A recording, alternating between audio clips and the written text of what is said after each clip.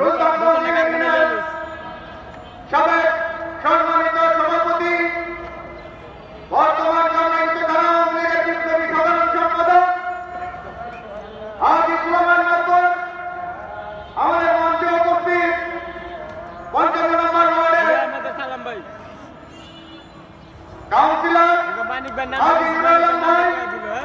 আমাদের মাঝে উপস্থিত ৫৬ নম্বর ওয়ার্ডের জনদরদী